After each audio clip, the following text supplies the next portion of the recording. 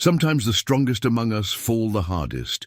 Elara once commanded boardrooms and flew jets with fearless confidence, but now she sits in a wheelchair at a quiet airstrip, watching planes take off with empty eyes. Then Jace arrives, a single dad with a worn flight suit and cracked helmet. He tells her simply, "I'll help you fly again." She laughs, but as he shares his own story of loss and rebuilding, something changes. With his daughter's encouragement and a modified cockpit, Elara faces a question that could change everything. But can a broken pilot really help a broken woman soar again? Before we jump back in, tell us where you're tuning in from, and if this story touches you, make sure you're subscribed because tomorrow I've saved something extra special for you. The cracked helmet sat on the dashboard of Jace's pickup truck, like a talisman from another life. He'd worn it through countless missions, through training exercises that pushed men beyond their limits, through the kind of flights that never made it into official reports. Now it rode shotgun with him to civilian jobs, its scratched visor reflecting a different kind of purpose. Jace Morrison had learned long ago that some scars run deeper than what shows on the surface. At 42, his weathered hands told stories of rebuilding engines in desert heat and changing diapers at 3 in the morning. The lines around his eyes spoke of laughter with his daughter and the weight of raising her alone since birth. His wife, Sarah, he still couldn't say her name without a catch in his throat, had given him the most precious gift imaginable before leaving this world 12 years ago. "Dad, you're doing that thing again," Ivy said from the passenger seat, her voice carrying the gentle wisdom that seemed to skip generations. At 12, she possessed an intuitive understanding of people that amazed him daily. Her auburn hair caught the morning light as they drove toward Meridian Airfield, and he noticed again how much she looked like her mother. "What thing?" he asked, though he knew exactly what she meant, that thinking too hard face. "The one where you scrunch your eyebrows like you're trying to solve world hunger." Jace smiled despite himself. "Maybe I am solving world hunger." "Right, by flying old planes to their retirement homes." She grinned at him with that infectious joy that made everything worthwhile. "Tell me again why we're going to this fancy airstrip instead of Dad's regular jobs." "Because this job pays well enough to fix the roof before winter," he said, though that wasn't the complete truth. Something about the phone call from Meridian Aviation had intrigued him. The woman on the line, Ms. Cross, she'd called herself, had been professional but had seemed to be holding something back. She'd mentioned the owner wanted to meet the ferry pilot personally before authorizing the aircraft transfers. The Meridian airfield stretched before them like a testament to precision and wealth. Unlike the small municipal airports where Jace usually worked, this place gleamed with corporate efficiency. Hangars lined the tarmac in perfect rows, their surfaces reflecting the morning sun. Private jets sat arranged like expensive jewelry in a display case. "Wow," Ivy breathed, pressing her face to the window. "This is where rich people keep their planes?" "Some of them." Jace parked near the main terminal building, a structure of glass and steel that seemed to reach toward the sky with architectural ambition. "Remember what we talked about? Be polite, don't touch anything expensive, and let you do the talking unless someone asks me a direct question." She recited their standard rules for professional meetings. "Got it, Dad." They walked across the tarmac together, Jace carrying his flight bag and that cracked helmet. The morning air carried the familiar scent of aviation fuel and possibility, a combination that never failed to stir something deep in his chest. This was his element, had been since his first solo flight at 17. The military had refined his skills and taught him precision under pressure, but the love of flight itself had been born much earlier. "Mr. Morrison?" They turned to see a woman approaching from the terminal building. Mid-30s, professional attire, clipboard in hand, clearly the Ms. Cross from the phone call. Behind her, at a distance that seemed somehow intentional, sat another figure. Jace's attention was drawn immediately to the woman in the wheelchair. Even seated, her bearing spoke of authority and intelligence. Her dark hair was pulled back in a practical style, and she wore a simple blazer that somehow managed to look both professional and defiant. But it was her eyes that caught him. steel grey, and measuring everything with the intensity of someone who had learned not to trust easily. "That's her," Ms. Cross said quietly as they approached. "Ms. Blackstone, she owns all of this." She gestured toward the hangars and aircraft. "Built Meridian Aviation from nothing after she got out of the Air Force 15 years ago. Before the accident, she was flying corporate jets, test piloting experimental aircraft, running board meetings." "What happened?" Ivy asked, her natural curiosity overriding their earlier conversation about letting him do the talking. Ms. Cross glanced at Jace uncertainly. He nodded for her to continue. "Plane crash 18 months ago. Mechanical failure during a test flight of a new corporate jet prototype. She managed to save the aircraft and get it down, but the impact damaged her spine. She's been," she paused, searching for the right words, "adjusting to her new circumstances." Jace studied the woman from this distance. Elara Blackstone sat watching aircraft operations on the far side of the field with an expression he recognized. It was the look of someone who had lost something fundamental to their identity and was still figuring out how to exist without it. He'd worn that same expression in the months after his wife died, when the simple act of making breakfast had seemed insurmountable. "She wants to meet every pilot who handles her aircraft personally," Ms. Cross continued. "Says she needs to look them in the eye, assess their competence herself. Most of the ferry pilots find it intimidating," Jace suggested. "That's putting it diplomatically." They began walking toward where Elara sat, positioned near a large hangar. As they drew closer, Jace could see more details. Her hands gripped the wheels of her chair with unconscious strength. Her gaze tracked every aircraft movement with the precision of someone who understood exactly what she was seeing. This wasn't someone who had given up. This was someone who had been forced to step back but hadn't stopped caring. "Ms. Blackstone," Ms. Cross called out when they were still several yards away. "This is Jace Morrison, the ferry pilot for the Cessna Citations." Elara turned toward them, and Jace felt the full weight of her assessment. Those grey eyes took in everything, his posture, his gear, the way he walked, probably drawing conclusions about his experience and reliability before he'd said a word. "Mr. Morrison." Her voice carried authority despite the circumstances. "I understand you'll be taking 3 of my aircraft to their new homes." "Yes, ma'am. 2 going to a flight school in Colorado, 1 to a charter company in Arizona." He met her gaze directly, neither challenging nor deferential. "I've reviewed the aircraft logs and flight plans. All 3 are in excellent condition. They should be. I maintain my fleet better than most people maintain their cars." Something that might have been approval flickered across her features. "Ms. Cross tells me you're former military." "Air Force, yes, ma'am. Flew C-130s mostly, some fighter experience. Combat?" Jace hesitated. This was territory he rarely discussed, especially not in front of Ivy. "Some overseas deployment, yes." Elara nodded as if this confirmed something she'd suspected. "And now you ferry civilian aircraft to pay the bills." "It's honest work," he said simply. "Keeps me in the air, lets me spend time with my daughter." For the first time, Elara's attention shifted to Ivy, who had been uncharacteristically quiet during this exchange. "And you are?" "Ivy Morrison, sir. I mean, ma'am." Ivy stepped forward with the confidence that had never failed to make Jace proud. "Dad says you built this whole company yourself." "That's pretty amazing." Something unexpected happened then. The rigid control in Elara's expression softened slightly, and what might have been the ghost of a smile touched the corner of her mouth. "It took some time," she said to Ivy, "and a lot of help from good people. Dad says the hardest things are usually worth doing." Elara's gaze moved back to Jace with what seemed like genuine interest now rather than mere assessment. "Does he? And what else does your father say?" "That flying isn't just about getting from one place to another. It's about remembering that impossible things happen every day. And we just call them normal because we're used to them." The silence that followed held weight. Jace watched Elara process his daughter's words, saw something shift in her expression that suggested this conversation had taken an unexpected turn.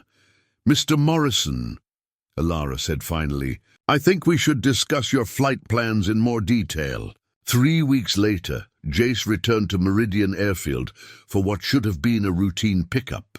The morning fog clung to the runway like reluctant memories, and he found Elara in the same spot where they'd first met, positioned near the main hangar, watching the sky with that familiar mixture of longing and resignation. "Back for the last citation," he said, approaching with the easy confidence that had developed between them during his previous visits. Yes. She didn't look away from the runway, where a sleek Gulf Stream was beginning its takeoff roll.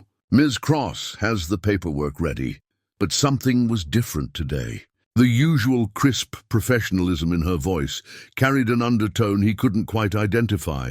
Frustration, perhaps, or barely contained anger. Her hands gripped the armrests of her wheelchair with white-knuckled tension. "Everything all right?" Elara turned to face him then, and he saw something in her eyes that hadn't been there before, a desperate kind of hunger that spoke of decisions being made in the dark hours before dawn. "Mr. Morrison, Jace, I have a proposition for you." He waited, sensing this was important. "I've been watching you work these past weeks. The way you handle the aircraft, the care you take with pre-flight inspections, the respect you show for the equipment." She paused, seeming to gather herself for whatever came next. "I want to hire you for a different kind of job." From her bag, she pulled out a folder thick with blueprints and technical specifications. With precise movements, she spread the papers across a portable table that Ms. Cross had apparently positioned there earlier.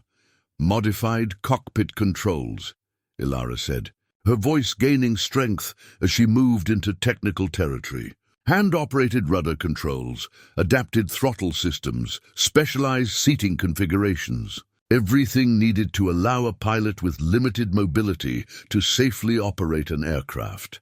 Jace studied the blueprints with growing amazement. The engineering was brilliant. Elegant solutions to complex problems, workarounds that maintained safety while providing functionality. This wasn't theoretical work or wishful thinking. These were professional-grade modifications designed by someone who understood both aviation and adaptation. "You designed these?" "Over the past 18 months. I've had time to think." The bitter edge in her voice couldn't quite hide the pride in her work. "The modifications are tested, approved by FAA consulting engineers, and ready for implementation." "Implementation on what aircraft?" "That citation you're here to ferry." She pointed toward the hangar where the aircraft waited. "I want you to oversee the modifications, test the systems, and then," she took a breath that seemed to cost her something, "teach me to fly again." The request hit him like unexpected turbulence. Jace had trained pilots before, both in the military and civilian contexts, but this was different. This was asking him to help someone reclaim a piece of their soul. "Elara, I'm honored that you'd consider me for something like this, but before you say anything else, let me show you something." She wheeled herself toward the hangar, moving with a determination that suggested this conversation had been rehearsed. Inside, the citation sat surrounded by equipment and parts that Jace recognized as specialized aircraft modification components. But it was the man working near the aircraft who surprised him. "Marcus Hendricks," the mechanic said, extending a grease-stained hand. "Former Navy aviation maintenance, now the guy who makes impossible things work." "Marcus has been helping me prepare for this," Elara said. "The modifications we're discussing aren't experimental. They're based on systems already proven with disabled veterans who've returned to flight status." Marcus nodded toward a corner of the hangar where additional equipment waited. "I worked on similar adaptations when I was stationed at Bethesda. Helped 3 pilots get back in the air after combat injuries. It's not easy, but it's definitely possible." Jace walked around the citation, examining the proposed modification points. The work was professional grade, the kind of precision engineering that spoke to both safety and functionality. But the technical aspects weren't what concerned him. "This isn't just about flying again, is it?" he asked Elara. She was quiet for a long moment, her gaze fixed on the aircraft. 18 months ago, I was testing a prototype corporate jet for potential acquisition. Everything went wrong at once. Hydraulic failure, electrical problems, engine issues. I managed to get it down in a field outside Phoenix, saved the aircraft, and probably a few lives on the ground. That sounds like exceptional piloting. The investigators agreed. Pilot error was ruled out completely. Mechanical failure, they said. Bad luck. Her voice carried a weight that suggested there was more to the story. But the board of directors at Meridian Aviation didn't see it that way. They saw their CEO in a wheelchair, unable to do what she'd built a reputation on. They've been patient, but patience has limits. The pieces were beginning to form a picture he didn't like. They're pressuring you. They're protecting the company, they say, making difficult decisions in difficult circumstances. She turned her chair to face him directly. In 6 months, there's going to be a vote on my continued leadership. If I can't demonstrate that I'm still capable of doing what I've always done, they'll remove me from the position I created. That's legal, probably necessary from a business standpoint. The resignation in her voice was perhaps the most heartbreaking thing he'd heard in years. Unless I can prove them wrong. Jace studied her face, seeing past the controlled exterior to the woman underneath, someone who had built something meaningful and was watching it slip away, not because of her choices, but because of circumstances beyond her control. What exactly are you asking me to do? Help me fly again, publicly, demonstrate that my capabilities as a pilot haven't been diminished by my physical limitations. She gestured toward the blueprints. The modifications are sound. The aircraft is perfect for the conversion, and I still remember everything I ever knew about flying. I just need someone to help me bridge the gap between what I was and what I can become. The hangar fell quiet, except for the distant sound of aircraft operations outside. Jace felt the weight of the decision settling on him, not just the professional implications, but the human ones. This wasn't a simple training contract. This was someone asking him to help them reclaim their life. There are risks, he said carefully.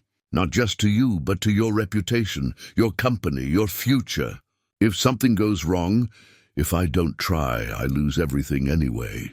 Her voice carried the quiet conviction of someone who had exhausted all other options. At least this way, I go down fighting. Marcus cleared his throat from across the hangar. For what it's worth, the lady knows what she's doing. I've seen a lot of pilots in my time, and she's got the instincts. The modifications will work. I'd stake my reputation on it. Jace looked between them, these two people who had clearly been planning this conversation for some time. The smart thing would be to decline politely, collect his fee for ferrying the citation, and move on to the next job. The safe thing would be to avoid getting involved in what could become a very public failure. But as he looked at Elara, seeing the carefully controlled hope in her eyes, the determination that reminded him of his own daughter's refusal to accept limitations, he thought about what Ivy had said. During their first visit, the hardest things are usually worth doing. When do we start? The original pilot license lay in Elara's lap like a piece of archaeology from a different life. The photograph showed a younger version of herself, confident, uncompromising, with eyes that held no doubt about her place in the world. Now 6 weeks into their training regimen, she traced the edges of that license with fingers that had relearned to grip aircraft controls. You're staring at that thing again, Jace observed from his position beside the modified citation. The aircraft had been transformed over the past month, its cockpit now equipped with hand-operated rudder controls and adapted instruments that Marcus had installed with surgical precision. Just remembering who I used to be. Maybe the question isn't who you used to be, but who you're becoming. Dr. Rivera emerged from the hangar's makeshift physical therapy area, wiping her hands on a towel. The physical therapist had been skeptical when Elara first approached her about aviation-specific conditioning, but had quickly become one of their strongest advocates once she understood the scope of the project. Range of motion is improving, she announced, checking items off her ever-present clipboard. Reaction times are back to baseline, and your upper body strength is actually better than it was before the accident. That's what happens when you spend 18 months angry at the world. Elara said with dry humor that had developed over their weeks of working together. Angry can be useful. Jace said, beginning his pre-flight inspection routine. "As long as you channel it properly." The morning sun streamed through the hangar doors, illuminating their small crew. Marcus worked beneath the aircraft, making final adjustments to the hydraulic systems. Miss Cross coordinated with air traffic control for their scheduled practice sessions. And Ivy, when she wasn't in school, served as their unofficial cheerleader and source of surprisingly insightful observations. "The board called again yesterday," Elara said, her voice carrying the weight of ongoing pressure. "They want a progress report." "What did you tell them?" "That we're proceeding on schedule." She didn't mention the skepticism in their voices or the not-so-subtle suggestions that she should consider other options. The vote on her leadership was still months away, but the political maneuvering had already begun. Jace finished his external inspection and approached her wheelchair. Over the past weeks, they had developed an efficient routine for getting her transferred into the modified cockpit. The process required trust. Her trust in his steadiness, his trust in her ability to manage the transfer safely. "Ready for today's lesson?" "Ground taxi practice again?" "Ground taxi practice until it becomes as natural as breathing," he confirmed. "Then we move to pattern work." The transfer into the cockpit had become smoother with repetition, but it still required careful coordination.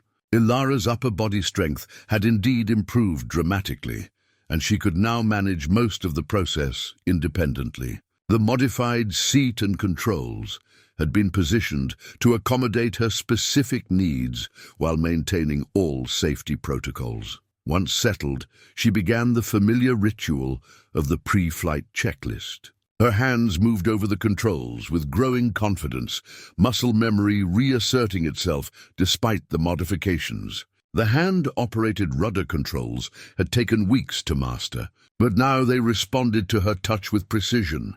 "Engine start checklist," Jace said from the right seat, his voice taking on the measured cadence of instruction. "Beacon on. Area clear. Fuel pump on. Mixture rich. Prop area clear." Her responses came automatically, the procedures embedded so deeply that even 18 months away hadn't erased them. The engine caught and settled into a steady rhythm that seemed to resonate through her entire body. For a moment she closed her eyes and let the familiar sounds and vibrations wash over her. This was home, had always been home, in a way that boardrooms and corporate offices never could be. "How does it feel?" Jace asked quietly, like remembering how to breathe. They began their taxi practice, moving slowly across the ramp toward the practice area Marcus had set up with cones and markers. The hand controls responded smoothly, though Elara still had to think consciously about each input, rather than relying on instinct. "Left turn to taxiway Alpha," Jace instructed. She worked the hand controls, feeling the aircraft respond. Not perfect, there was still a slight overcorrection that required adjustment, but competent, safe. The realization brought a surge of something she hadn't felt in months, genuine hope. "Better," Jace observed. "You're starting to trust the controls instead of fighting them. It's strange, having to relearn something I could do in my sleep." "Not relearning," he corrected. "Adapting. There's a difference. You still know how to fly, you're just learning a new language for talking to the aircraft." They practiced turns, stops, and starts for the better part of an hour. With each repetition, Elara's confidence grew. The modified controls were becoming extensions of her intention, rather than obstacles to overcome. "Straight-line taxi to the far end of the ramp," Jace said. As they approached the designated stopping point, Elara felt a familiar satisfaction, the same feeling she'd had after her first successful landing 25 years ago. Competence, achievement, the knowledge that she was exactly where she belonged. "That was good," Jace said, and she could hear genuine approval in his voice. "Really good. Good enough for pattern work?" "Good enough that we should start thinking about it." He made notes on his clipboard while she shut down the engine. "But first, we need to talk about something else." The serious tone in his voice caught her attention. "What? The board isn't going to wait for you to be ready. They're going to push for a demonstration flight sooner rather than later, and when they do, it needs to be perfect. Not just competent, perfect." Elara understood the implication. In her corporate world, there were no points awarded for effort or improvement. Results mattered, and results had to be unambiguous. How much time do we have? Realistically, maybe 6 weeks before they start applying serious pressure. And how much time do we need? Jace was quiet for a moment, considering not just the technical requirements, but the human ones. If everything goes according to plan, if there are no setbacks, if the weather cooperates, and if you can maintain this rate of improvement, maybe 4 weeks. That doesn't sound like a lot of margin for error. It's not. His honesty was both refreshing and sobering. But I've seen you work these past weeks. You're not the same person who started this process. You're stronger, more focused, more determined than you were 6 weeks ago. As they completed the post-flight procedures and began the process of transferring her back to the wheelchair, Elara reflected on his words. She was different, not just physically, but mentally and emotionally. The work had given her something to focus on besides loss and limitation. Jace, she said as they secured the aircraft, what happens if we don't make it? If something goes wrong, or I'm not ready, or then we deal with whatever happens when it happens, he said simply. But right now, today, you successfully completed every task we set out to accomplish. That's what matters. Marcus approached from across the ramp, tools in hand and satisfaction on his face. Controls working smoothly? Like they were designed for me specifically, Elara replied. That's because they were. His grin was infectious. Same time tomorrow? Same time tomorrow, she confirmed. As they packed up their equipment and prepared to leave, Elara found herself looking forward to the next day's session in a way she hadn't anticipated anything in months. The pilot license in her bag seemed less like a relic and more like a promise, not of returning to who she had been, but of discovering who she might become. Ivy's hand-drawn flight certificate hung on the hangar wall like a masterpiece in a gallery, its crayon lettering declaring Elara Blackstone, best ground pilot ever, in colors that defied conventional aviation documentation standards. The 12-year-old had presented it with ceremony after Elara's first successful solo taxi session, complete with a speech about how certificates don't have to be fancy to be important. She made that at school, Jace said, finding Elara studying the artwork during their morning pre-flight routine. Her teacher asked the class to create something for someone who inspired them. I'm honored, and she meant it. In the past 2 months, Ivy's unwavering confidence in adult capabilities had become a source of unexpected strength. Where others saw limitation, the girl saw possibility with the clear vision that sometimes skipped generations. The training had intensified over the past weeks. What had begun as basic control familiarization had evolved into complex coordination exercises. Today marked their first attempt at pattern work, the standardized flight path around an airport that every pilot knew by heart. Weather's perfect, Marcus announced, consulting his tablet.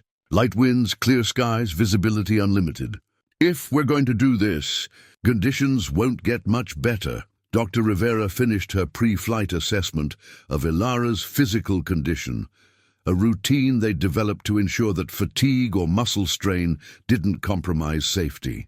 All systems green, she declared with a thumbs up that had become their team's standard approval signal. The transfer into the cockpit had become so routine that Elara barely thought about it anymore. The modified seat positioned her perfectly for the hand controls, and the adapted instruments fell naturally under her gaze. What had once felt foreign now felt like coming home.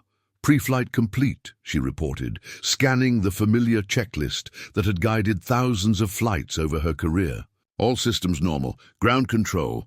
Meridian 77 Alpha requesting taxi for pattern work, Jace transmitted, his voice carrying the professional calm that made him such an effective instructor. Meridian 77 Alpha, taxi runway 27, contact tower when ready. As they moved toward the runway, Elara felt the familiar pre-flight mixture of excitement and focus that had never dimmed despite everything that had changed.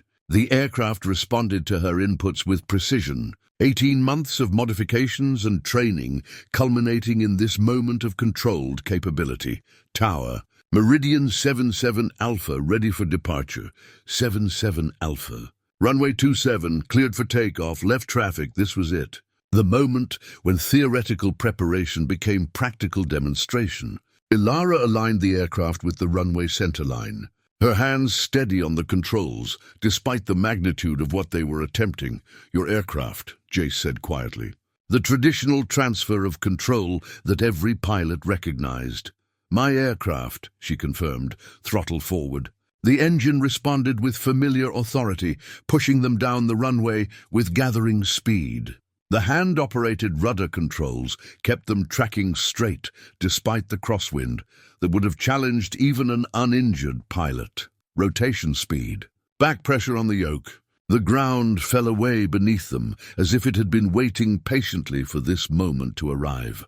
Positive rate. Gear up, Jace called out, following the standard procedures that had guided countless flights, but Elara barely heard him. She was flying again.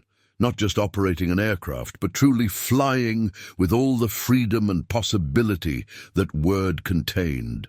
The sensation was overwhelming, like remembering a language she thought she'd forgotten. How does it feel? Jace asked, his voice carrying genuine curiosity rather than clinical assessment, like the last 18 months were just a very long ground delay. They climbed to pattern altitude. The familiar geometry of airport operations spread below them. Other aircraft shared the sky, their pilots unaware that they were witnessing something that many had believed impossible. The radio chatter provided a comforting background of professional communication, placing them firmly in the community of aviators that had always been Elara's true home. Turning crosswind, she announced, banking the aircraft into the standard traffic pattern. The modified controls responded smoothly, her adaptations now feeling natural rather than compensatory. Downwind leg, level at pattern altitude. The landing checklist unfolded with practiced efficiency. Gear down and locked, flaps extended, approach speed stabilized. Every parameter fell into place, as if the aircraft itself remembered how this was supposed to work. Turning base leg. Below them, she could see their ground crew positioned near the hangar, Marcus with his binoculars, Dr. Rivera with her stopwatch, Ms. Cross coordinating with the control tower. They looked impossibly small from this altitude, but their presence provided an anchor of support that made everything possible. Final approach. Runway 27 in sight. The landing was not perfect. There was a slight bounce on touchdown that made her grimace with professional embarrassment, but it was safe, controlled, and entirely adequate. As they rolled out and turned off the runway, Elara felt a surge of accomplishment that had nothing to do with ego and everything to do with reclaimed capability. Meridian 77 Alpha. Taxi to parking, contact ground on 121.9. Nice work, Jace said as they completed the after-landing checklist. That bounce was completely within normal parameters, by the way. I've seen airline captains do worse on their check rides. It felt rusty. It felt like flying. His observation carried weight because she knew he wouldn't offer empty reassurance. You just completed your first pattern flight since the accident. That's not rusty. That's remarkable. As they parked and shut down, their ground crew approached with expressions that ranged from professional satisfaction to barely contained excitement. Marcus reached them first, his grin visible from 50 yards away. How'd the controls feel? He called out as they began the post-flight procedures, like they were designed by someone who understands both engineering and flying, Elara replied, which earned her a satisfied nod from the mechanic. Dr. Rivera conducted her post-flight assessment, checking for fatigue or strain that might indicate problems with their conditioning program. Heart rate elevated but within normal parameters, she reported. No signs of excessive fatigue. How do you feel? Like I could fly all day. Let's not get carried away, Jace said with the cautionary tone of an experienced instructor. One successful pattern flight is progress, not graduation. We still have weeks of work ahead of us, but even his professional caution couldn't dampen the satisfaction of the moment. Elara had flown again, not just operated an aircraft, but engaged in the complex coordination of skills that defined true piloting. The girl in the faded photograph on her pilot's license seemed less distant now, more like a friend she was getting reacquainted with rather than a stranger from another life. "Same time tomorrow?" Marcus asked as they secured the aircraft. "Same time tomorrow," she confirmed, already looking forward to the next lesson with an anticipation that had been absent from her life for far too long. As they packed up their equipment, Elara caught sight of Ivy's certificate on the hangar wall. The girl's faith in adult possibilities had proven prophetic. Certificates didn't have to be fancy to be important, and sometimes the most meaningful accomplishments were measured not by official standards, but by the simple fact of their existence. The company's founding photo sat in a place of honor on Elara's office wall. Herself and 3 partners gathered around their first aircraft, a used Cessna 172 that had seen better decades. Their faces radiated the confident optimism of people who believed that hard work and good decisions could build something lasting. 15 years later, only Elara remained with the company, and the empire they'd built together was facing its greatest challenge. "The Aviation Weekly article comes out tomorrow," Ms. Cross said, placing the advance copy on Elara's desk with the careful handling usually reserved for unexploded ordnance. "The headline is, 'Unfortunate.'" Elara scanned the page, her expression remaining neutral despite the inflammatory language. "Disabled CEO attempts risky return to flight, managed to be both sensational and dismissive, exactly the kind of coverage that would fuel the corporate sharks circling her company." "At least they spell our name correctly," she said with dry humor that didn't quite mask her frustration. The past week had brought unwanted attention from aviation media, financial analysts, and competitors who sensed opportunity in what they perceived as weakness. Word of her flight training had leaked despite their efforts to maintain privacy, and the story had taken on a life of its own. "The board meeting is this afternoon," Ms. Cross continued. "They're requesting a full briefing on your situation." "My situation." Elara wheeled herself to the window overlooking the airfield, where Jace was conducting pre-flight inspections on their training aircraft. "Is that what we're calling it now?" 3 months into their training program, the external pressures were mounting faster than their technical progress. What should have been a private journey of personal reclamation had become a public spectacle, with corporate implications that extended far beyond her individual circumstances. Her phone buzzed with a text from Jace. "Ready when you are. Weather's perfect for cross-country work." Despite everything else happening, the training remained the bright spot in her days. 3 weeks of pattern flights had restored her confidence in basic aircraft operations. Today, they planned to expand their range with a short, cross-country flight to a neighboring airport, the kind of routine operation that would demonstrate practical utility rather than mere symbolic gesture. The intercom crackled with Ms. Cross's voice. "Mr. Garrett here to see you." Elara's jaw tightened involuntarily. Of all her former partners, Richard Garrett had been the most ambitious and the least patient with obstacles. His departure 5 years ago had been acrimonious, and his subsequent success with a competing aviation company had made him a persistent thorn in her side. "Send him in." Garrett entered with the smooth confidence that had once made him an effective salesman and now made him a dangerous adversary. His expensive suit and perfect smile were calculated to remind everyone in the room of his continued success. "Elara, you look well," he said, though his eyes took in the wheelchair with undisguised satisfaction. "I heard about your project. Quite ambitious. Richard, what brings you by?" "Concern for an old friend." He settled into the chair across from her desk without invitation. "The industry is talking, Elara, about your company, your condition, your attempt to return to flight status. People are worried." "About what, specifically?" "About stability, about leadership, about whether Meridian Aviation can continue to provide the reliable service that your clients expect." His tone carried the practiced sympathy of someone delivering bad news he'd helped orchestrate. "I've had several inquiries from your major accounts." They're concerned about continuity. The implication was clear. He'd been actively soliciting her clients, using her circumstances as leverage to question her company's viability. It was exactly the kind of corporate maneuvering that had always made her distrust the business side of aviation. And you're here to offer. What? Advice? A solution. His smile widened. My company is positioned to acquire Meridian's assets and client base. We could ensure continuity for your employees, maintain relationships with your clients, and provide you with a generous settlement that would secure your future regardless of developments. The offer hung in the air between them like a challenge. It was probably fair from a financial standpoint, and it would solve her immediate problems with the board and the media. It would also represent the complete abandonment of everything she'd built and everyone who depended on her leadership. I'm not interested. Elara, be practical.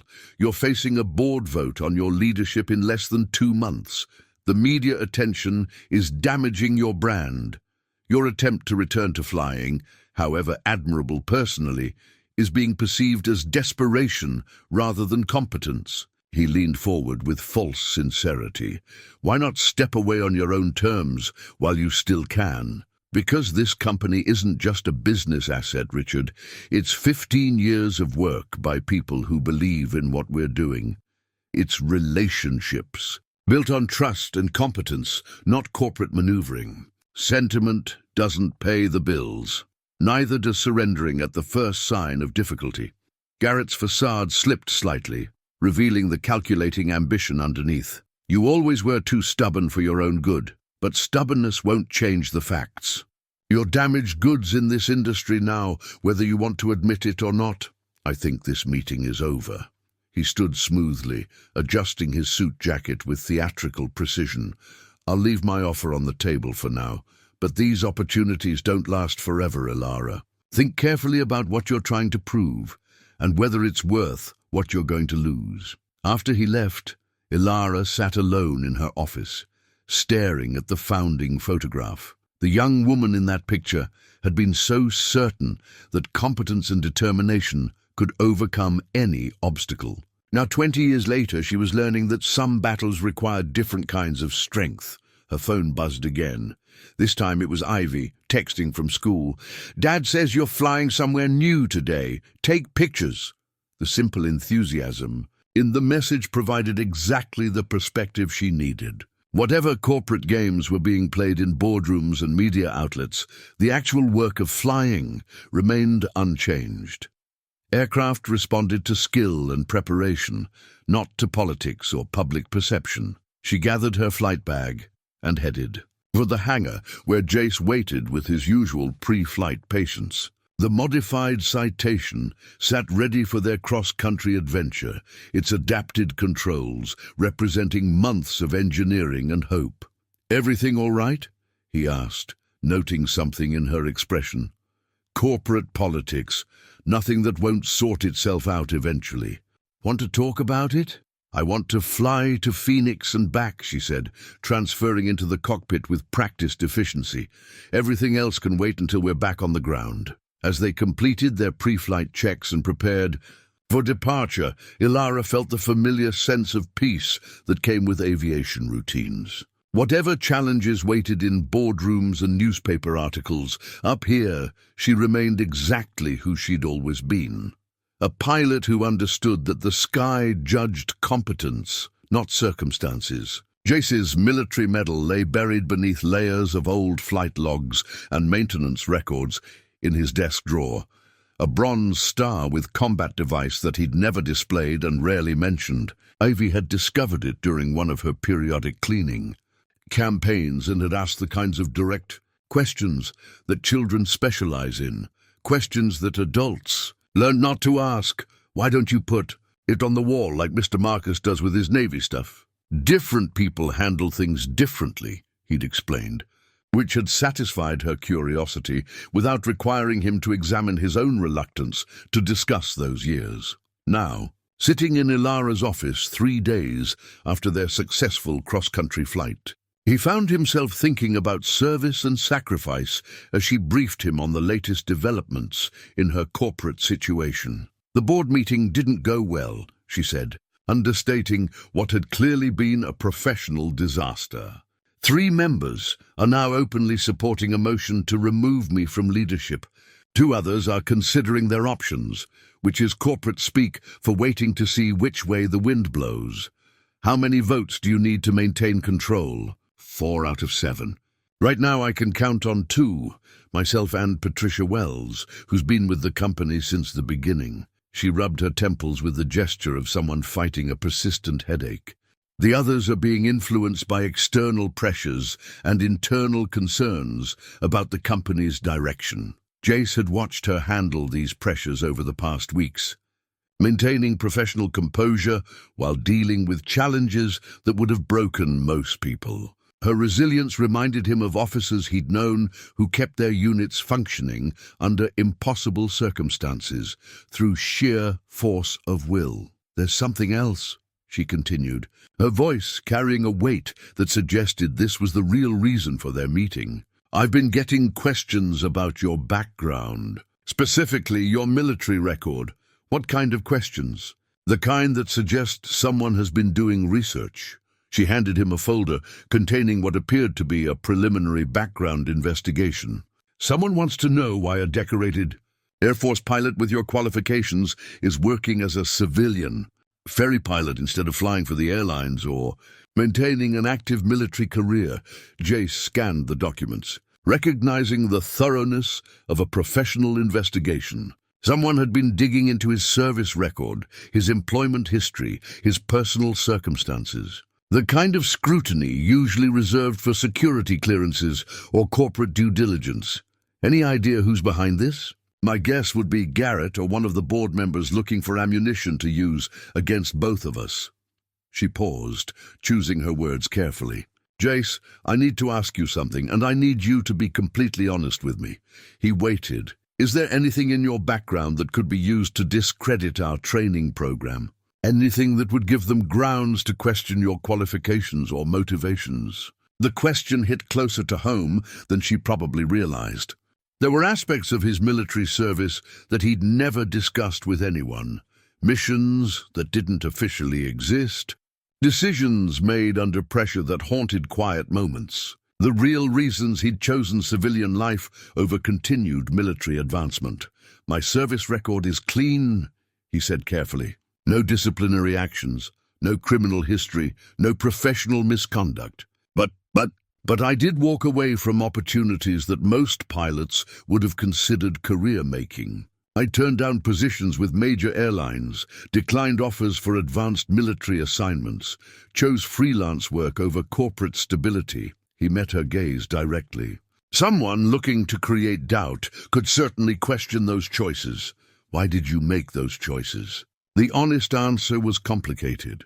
A mixture of PTSD that had never been officially diagnosed, a need to be available for his daughter, and a fundamental shift in priorities that had occurred the night his wife died.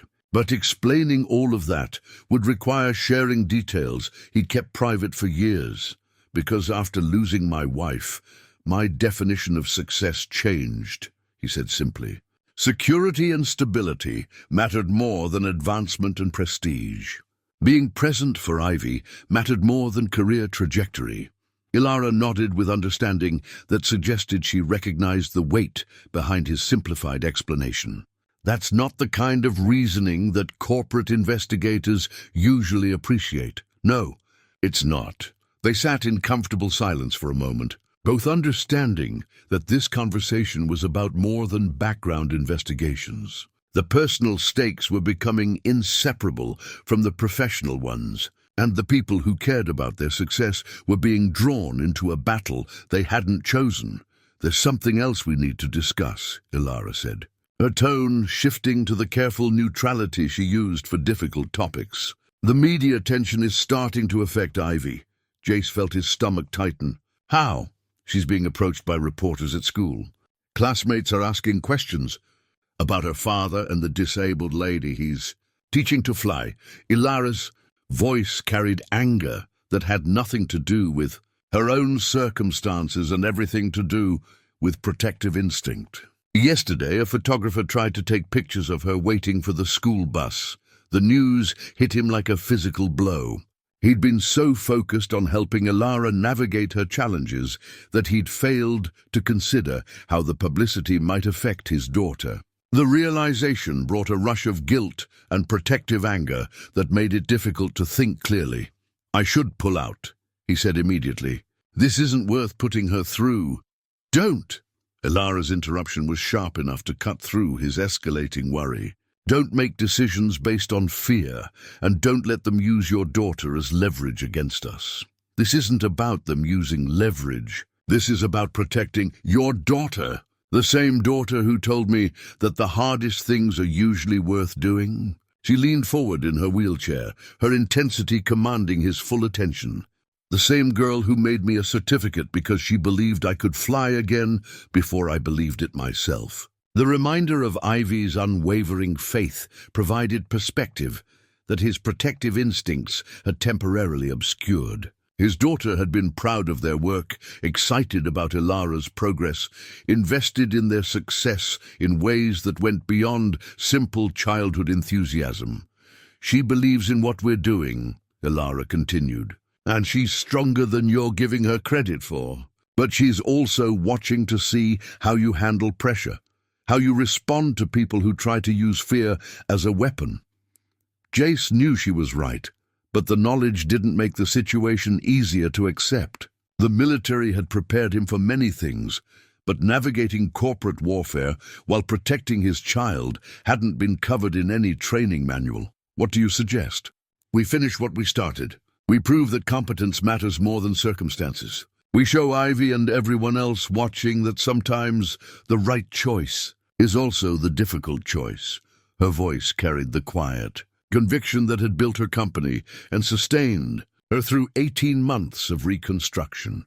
"And we trust that doing the right thing for the right reasons will eventually produce the right results." Outside her office window, he could see their training aircraft being prepared for the afternoon session. Marcus worked with his usual methodical precision. Dr. Rivera reviewed her conditioning protocols, and Ms. Cross coordinated with air traffic control for their scheduled practice flights. The team they'd built over the past months represented something that went beyond corporate politics or media attention.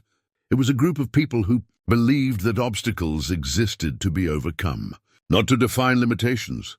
"Same time tomorrow?" Elara asked, echoing their standard question. "Same time tomorrow," he confirmed, understanding that the answer meant more than scheduling the next training session. It meant they would continue fighting for something that mattered, regardless of who tried to stand in their way.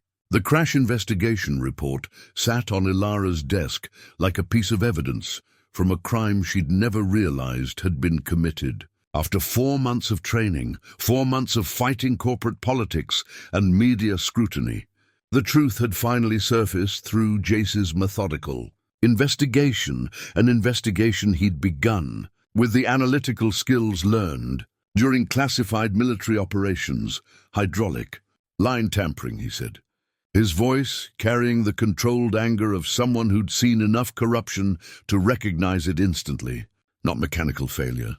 Not pilot error, sabotage."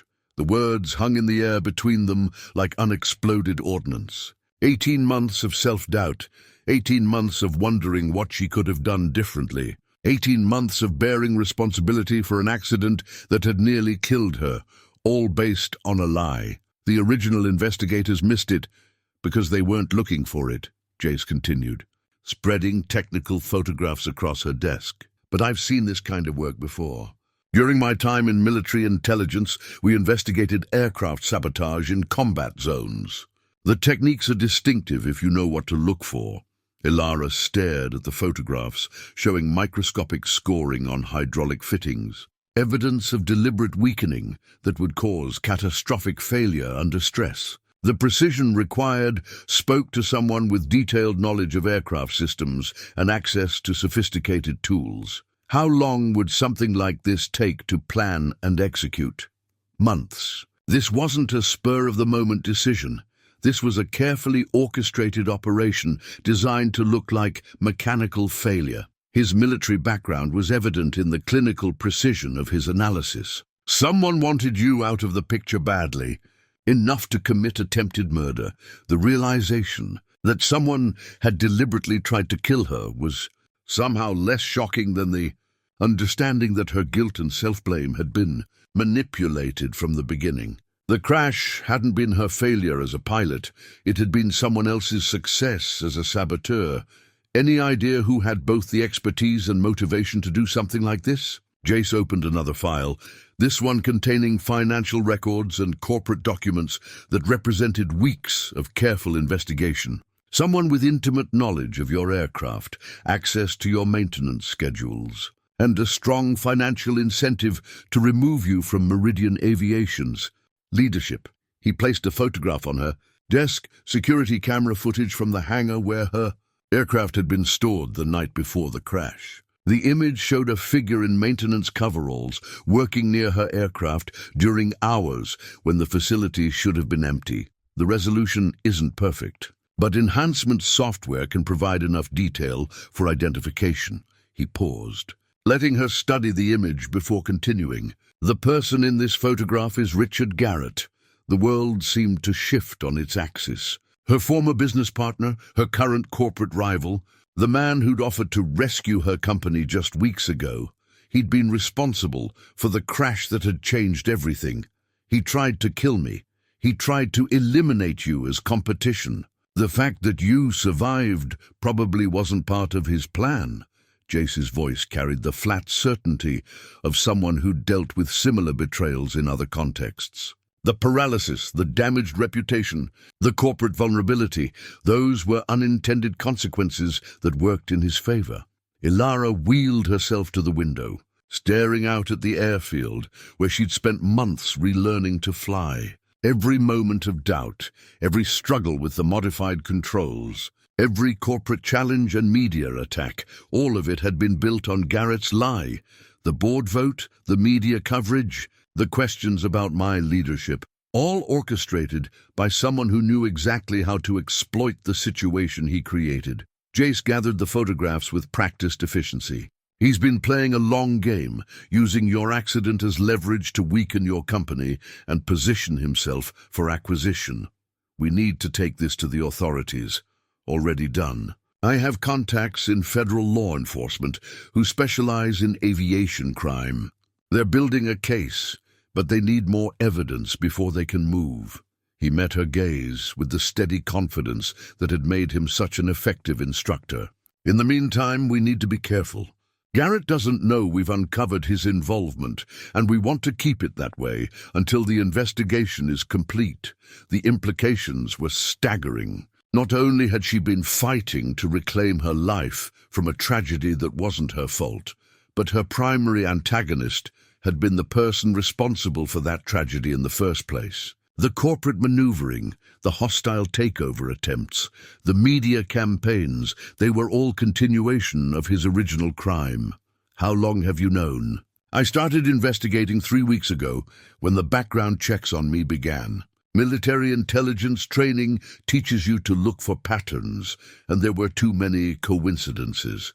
He paused, his expression softening slightly. I should have told you sooner, but I wanted to be certain before I turned your world upside down again. My world was already upside down. Now at least I know why. They sat in silence for several minutes, processing the magnitude of the revelation. Everything they'd been working toward, her return to flight, the corporate battles, the media attention, took on new meaning in light of Garrett's involvement. This changes everything, she said finally. How so? The flight demonstration isn't just about proving my capabilities anymore. It's about proving that his sabotage didn't succeed. She turned from the window with renewed determination. He tried to end my career, destroy my company, and eliminate me as competition. The best response isn't legal action, it's success. Legal action is still important, of course. But the real victory is showing that competence trumps corruption, that building something meaningful is more powerful than tearing it down. Her voice carried the quiet fire that had built her company 15 years ago. He wants me to fail? Then we succeed so completely that failure becomes impossible. Jace studied her expression, recognizing the transformation taking place. The defensive, struggling survivor was being replaced by someone who understood exactly what they were fighting for and against. The board vote is in 6 weeks, she continued. By then, I need to have demonstrated not just that I can fly again, but that I'm stronger and more capable than I was before the accident. I need to show them that Meridian aviation isn't vulnerable. It's anti-fragile. Something that doesn't just survive stress, but becomes stronger because of it. She gathered the investigation files with the careful handling of someone who understood their strategic value. Garrett's sabotage was supposed to end my story. Instead, it's going to be the beginning of the next chapter. Outside, their training aircraft waited on the ramp, its modified controls representing months of adaptation and hope. But now it represented something more. Proof that deliberate destruction could be overcome by determined reconstruction. Same time tomorrow? Jace asked. Same time tomorrow, she confirmed. But now we're not just learning to fly again, we're preparing to win. The flight plan chart spread across the conference table looked deceptively simple. A route from Meridian Airfield to Phoenix Sky Harbor and back, with standard waypoints and altitude assignments that masked the complexity of what they were attempting. In 2 days, this routine navigation chart would become the map for Elara's public vindication and Garrett's exposure. Weather forecast looks perfect, Marcus announced, reviewing meteorological data on his laptop. High pressure system, light winds, visibility unlimited. If we're going to make a statement, Mother Nature is cooperating. The hangar buzzed with focused preparation as their expanded team made final arrangements. Dr. Rivera conducted last-minute assessments of Elara's physical conditioning. Ms. Cross coordinated with media representatives who would document the flight. Federal investigators worked quietly in the background, positioning themselves for Garrett's arrest once Elara's successful demonstration removed his final arguments about her incompetence. The board meeting is tomorrow afternoon, Elara said, consulting her schedule while simultaneously reviewing approach plates for Phoenix Sky Harbor. They expect a final report on my status before calling the vote on my leadership. And they'll get one, Jace replied from his position beside the modified citation. The aircraft gleamed under hangar lights, every system checked and rechecked, every modification tested and validated. Just not the report they're expecting.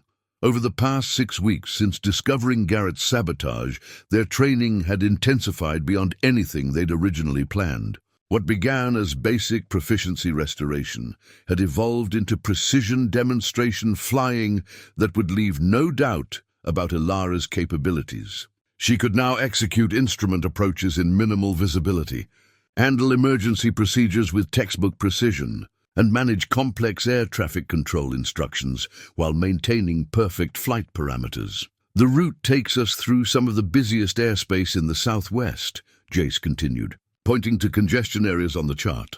Phoenix approach, multiple airport environments, airline traffic, general aviation mixing zones. If someone wants to test pilot competence under realistic conditions, this flight will provide every opportunity. Ivy sat cross-legged on a folding chair, working on homework while keeping one ear tuned to adult conversations. At 12, she'd become the team's unofficial morale officer and source of perspective when technical discussions became too intense. "Dad, why are all those reporters coming to watch you and Elara fly?" she asked, without looking up from her math problems. "It's not like you haven't been flying together for months.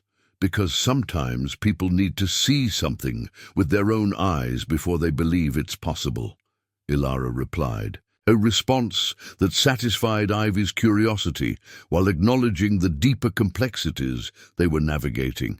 The media attention had indeed intensified as word spread about the demonstration flight.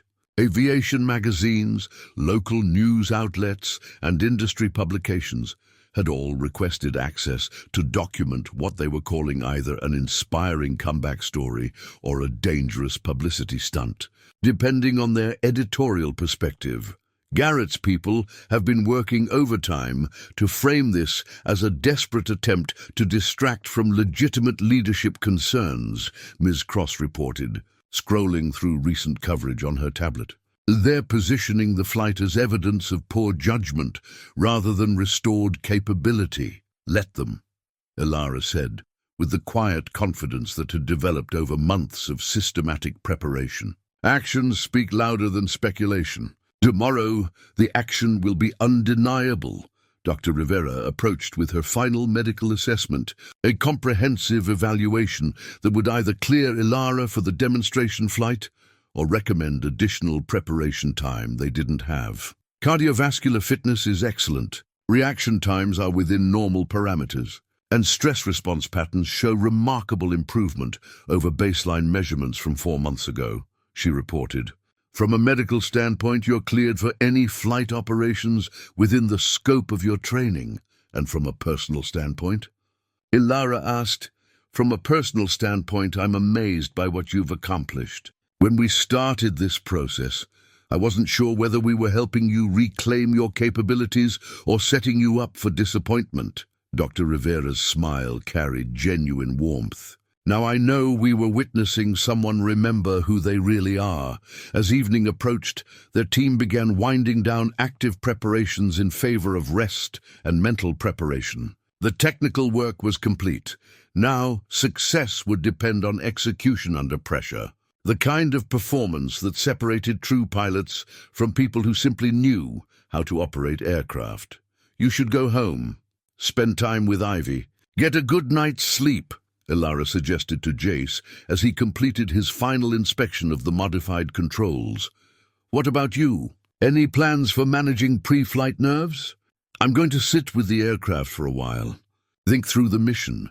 Visualize the flight profile. Remind myself why this matters. She paused, her expression becoming more serious. Jace, I want you to know, whatever happens tomorrow, you've given me something I thought I'd lost forever. What's that? The understanding that capability isn't defined by circumstances. That who you are isn't limited by what happens to you. She gestured toward the citation with its adapted systems. This aircraft flies because we adapted it to work within new parameters. I fly because I learned to work within new parameters. Neither of us is diminished by the modifications. We're enhanced by them. The observation carried weight that extended far beyond aviation. Over the past months, Elara had indeed been transformed, but not in the way her critics assumed.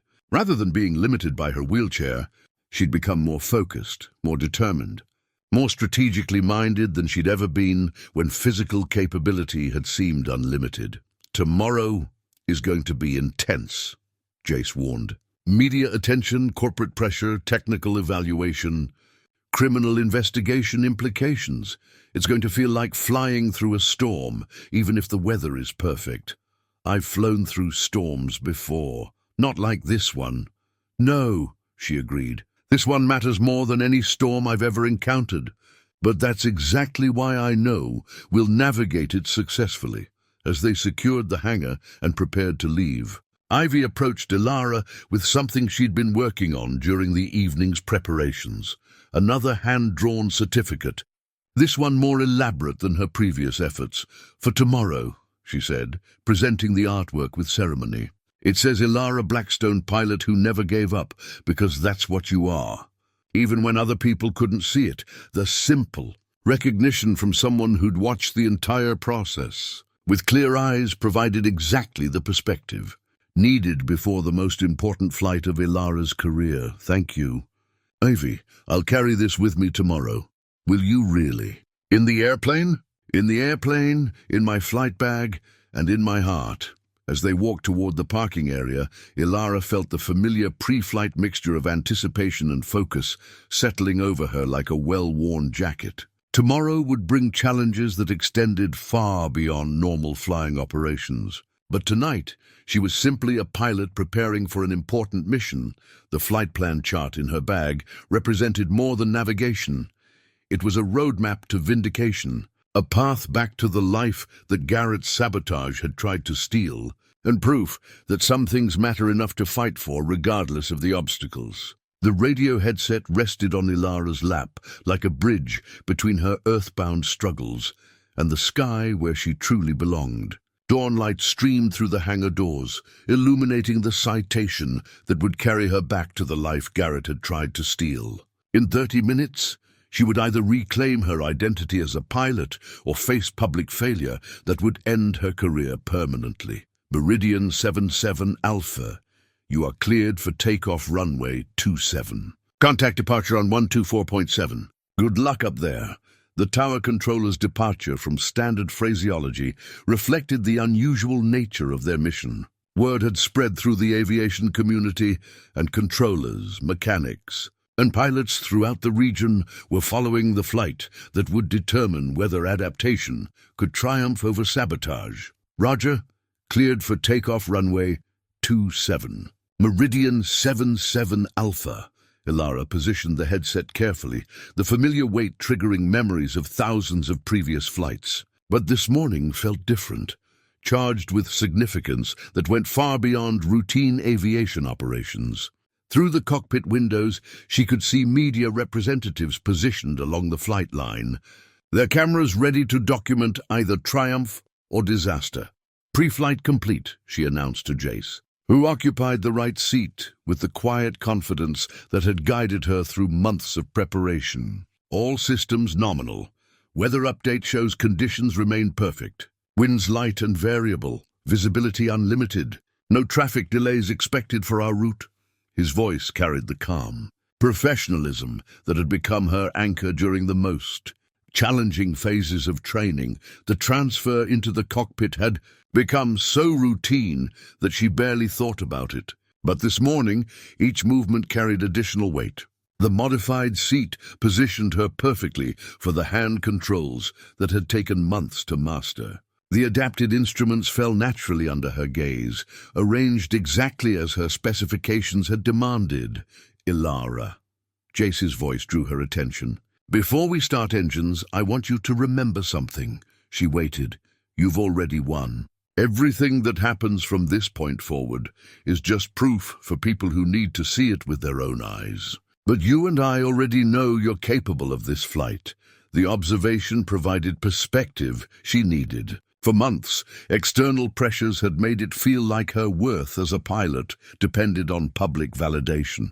But the truth was simpler. She had already reclaimed her capabilities during countless practice sessions when no cameras were rolling and no corporate futures hung in the balance. "Thank you," she said quietly. "For everything. Thank me after we get back." She keyed the radio for engine start clearance, her voice carrying the professional calm that had guided her through 15 years of corporate aviation. "Ground control, Meridian 77 Alpha requesting engine start. 77 Alpha, start approved. Altimeter 3002. The engine caught with familiar authority, settling into the steady rhythm that had provided soundtrack for her career. Through the thin cockpit walls, she could hear the sound that represented freedom, possibility, and the marriage of human skill with mechanical precision. "Engine parameters normal," she reported, scanning gauges that told the story of a perfectly functioning aircraft. "Oil pressure good, temperatures rising normally, electrical systems online. Taxi when ready," came the clearance from ground control. This was the moment of truth. For all their practice sessions and technical preparations, this was the first time she would operate the aircraft under public scrutiny, with stakes that extended beyond training objectives. She released the parking brake and applied power to the modified hand controls. The citation began moving with smooth precision, responding to her inputs as if it had been designed specifically for her requirements. The hand-operated rudder controls kept them tracking straight, despite a slight crosswind that would have challenged even uninjured pilots. "Looking good," Jace observed as they navigated the taxiway system toward the active runway. "Controls responding normally." Through the side windows, she could see their support team positioned near the terminal building. Marcus stood with his binoculars, monitoring their progress with professional interest. Dr. Rivera held her stopwatch, timing their taxi performance against established parameters. Ms. Cross coordinated with media representatives while maintaining the kind of professional demeanor that had made her invaluable throughout this process. And there, holding a sign that read, "Go Elara," in bright markers, stood Ivy with the kind of uncomplicated confidence that had sustained all of them during the most difficult phases of preparation. Meridian 77 Alpha. Taxi to runway 27 via taxiway Charlie. Contact tower when ready for departure. 77 Alpha. Taxi runway 27 via Charlie, contact tower. As they approached the runway, Elara felt the familiar pre-takeoff mixture of anticipation and focus settling over her. This was where theory became practice, where months of adaptation would either prove sufficient or reveal limitations that practice hadn't uncovered. Tower. Meridian 77 Alpha ready for departure. 77 Alpha, runway 27, wind calm, cleared for takeoff. She aligned the aircraft with the runway centerline, her movements precise and deliberate. The modified controls had become extensions of her intention rather than obstacles to overcome. Everything they had worked toward over the past 4 months came down to the next 90 seconds. "Your aircraft," Jace said quietly. The traditional transfer of control that every pilot recognized. "My aircraft," she confirmed, "throttle forward." The engine responded with eager power, pushing them down the runway with gathering momentum. The hand-operated rudder controls kept them tracking true, despite her heightened awareness of every input required. Airspeed building. 40 knots, 50-60. Rotation speed approached like a threshold between earthbound limitation and airborne possibility. The sky itself opened before them like a cathedral of infinite possibility as the citation lifted away from the runway with textbook precision. Elara felt the familiar sensation of wheels leaving pavement, that magical moment when human engineering overcame gravity through the marriage of skill and physics. Positive rate. "Gear up!" Jace called out, his voice carrying professional satisfaction as they climbed through 500 feet above ground level. "Gear up!" "Confirmed."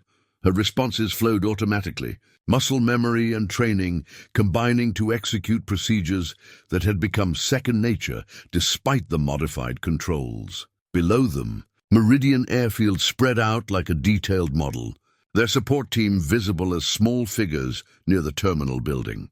But Elara's attention was focused forward, on the flight that would prove sabotage had failed to destroy her capabilities. Meridian 77 Alpha. Contact departure control on 124.7. 77 Alpha. Switching to departure control. Phoenix departure. Meridian 77 Alpha with you. Climbing through 1,500 for 4,000. 77 Alpha radar contact. Climb and maintain 4,000. Proceed direct Phoenix VOR. The flight proceeded with mechanical precision that belied the emotional significance of every procedure. Air traffic control treated them exactly like any other aircraft operating in their airspace.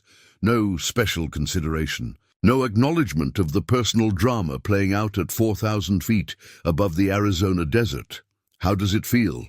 Jace asked as they leveled off at their assigned altitude, the citation settling into smooth cruise flight that showcased the aircraft's inherent stability. "Like coming home," she replied honestly. Like the last 18 months were just a very long layover.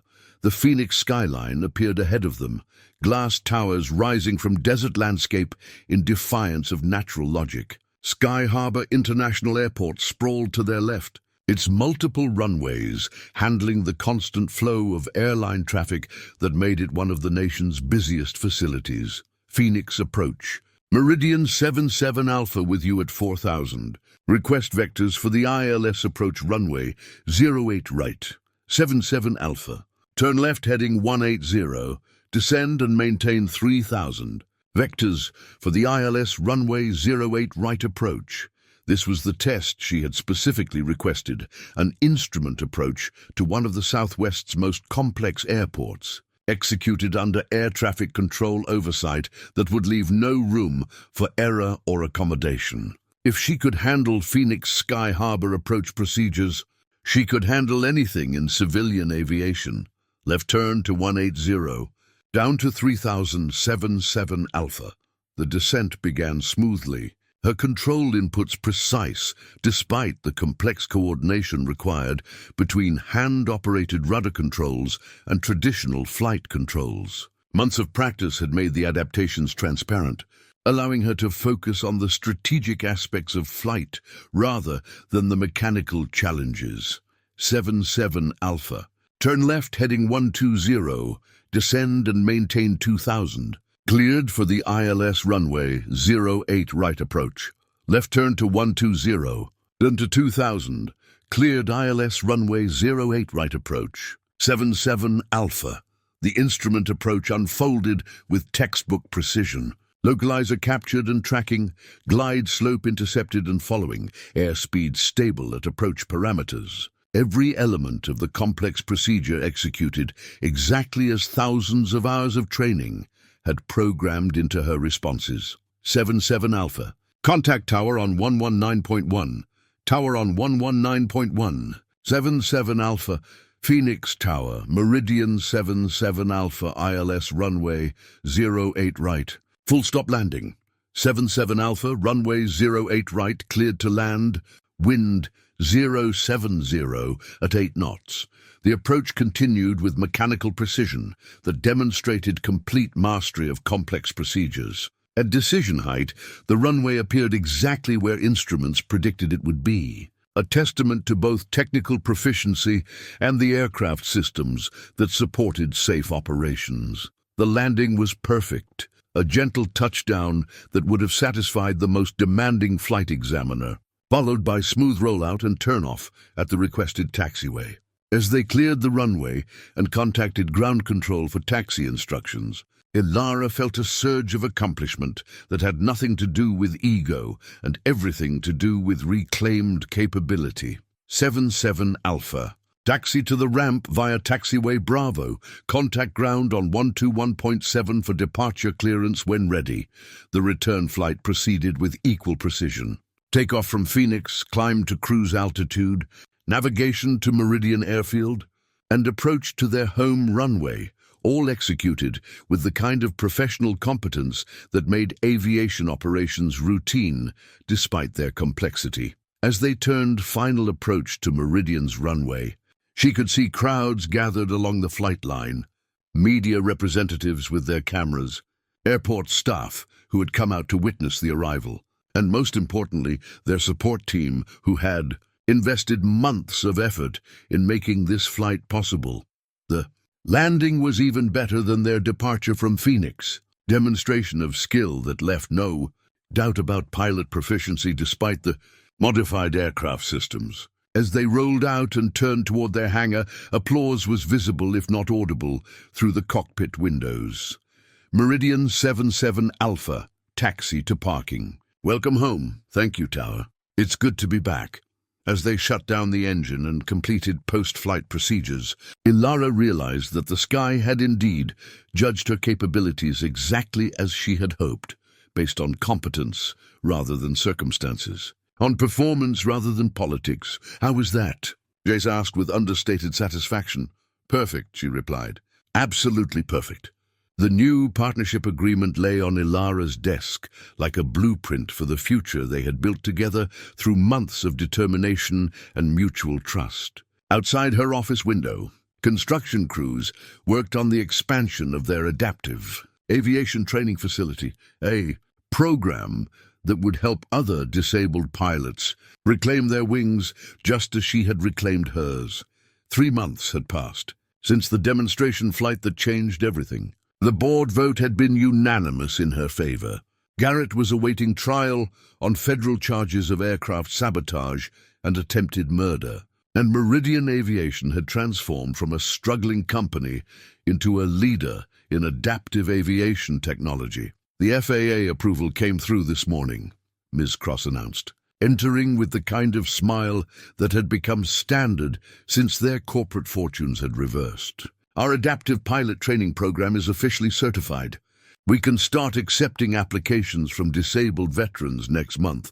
How many inquiries do we have so far? 47 from pilots across the country who thought they'd never fly again. She placed the applications on Elara's desk with reverent handling. These represent a lot of dreams that people had given up on. The transformation had been remarkable to witness.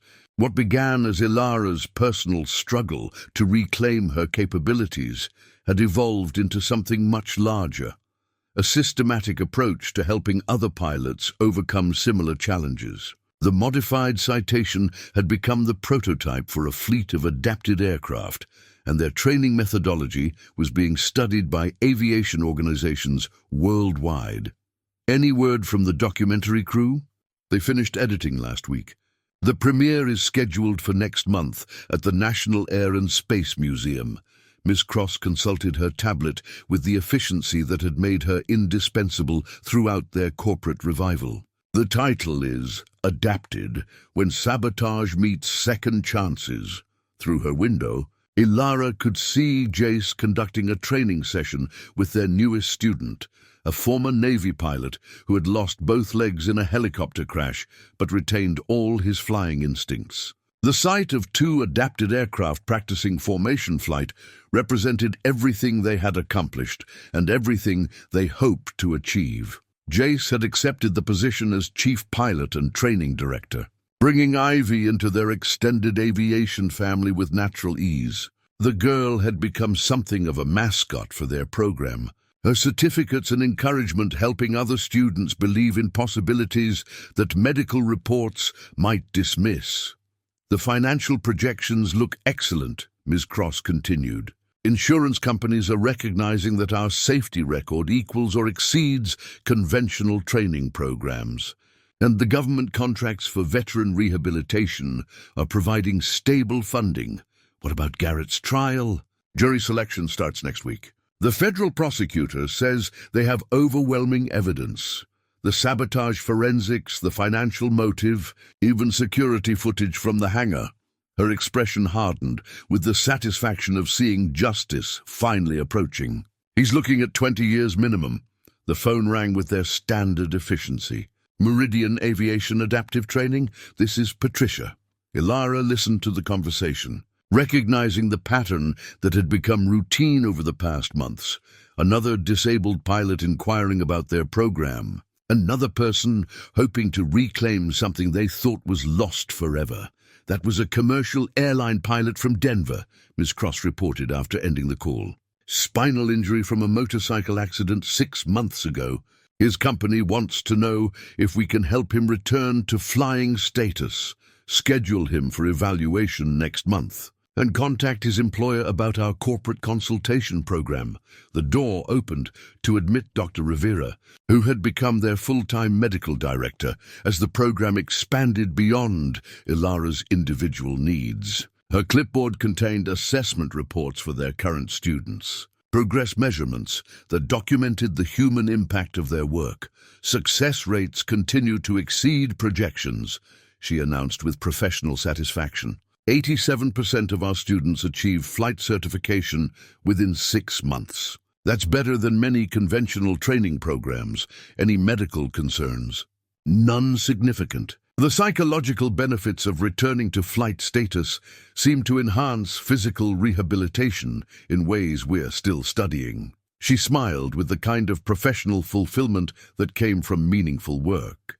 We're not just teaching people to fly, we're helping them remember who they are. The afternoon brought their weekly team meeting, a gathering that had evolved from desperate planning sessions to strategic discussions about growth and expansion. Marcus reported on aircraft modifications. Jace discussed training methodologies. Dr. Rivera covered medical protocols, and Ms. Cross coordinated business development. The most important development, Jace concluded, is that we've proven adaptation doesn't mean limitation. Our students aren't disabled pilots. They're pilots who use different techniques to achieve the same results.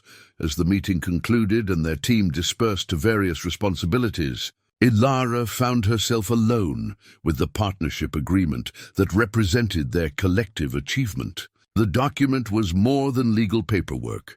It was recognition that some victories required collaborative effort, that the most meaningful accomplishments emerged from mutual support rather than individual struggle. Ivy appeared in her doorway with the timing that suggested she'd been waiting for the meeting to end. At 15 now, she had grown into a confident teenager whose early faith in adult capabilities had been thoroughly validated. Dad says you're flying to Washington next week for the congressional hearing on adaptive aviation funding. That's right. They want to understand how federal programs can support pilots like us. Can I come? I've never seen you and Dad give speeches to important people. The request brought a smile that had become natural over their months of working together. I think that can be arranged. After all, you were part of this story from the beginning.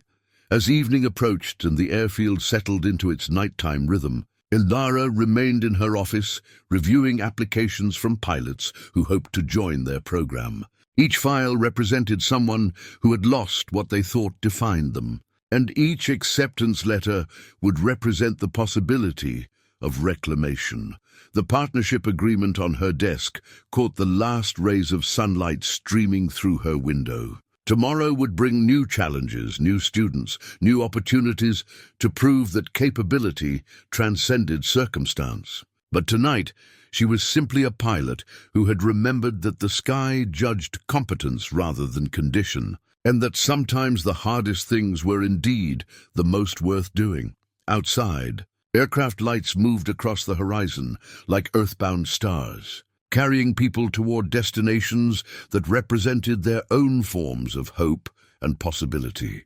The sight reminded her that flying had always been about more than transportation. It was about the fundamental human desire to transcend limitation and achieve the impossible. And in her modified cockpit, with her adapted controls and hard-won expertise, she had done exactly that.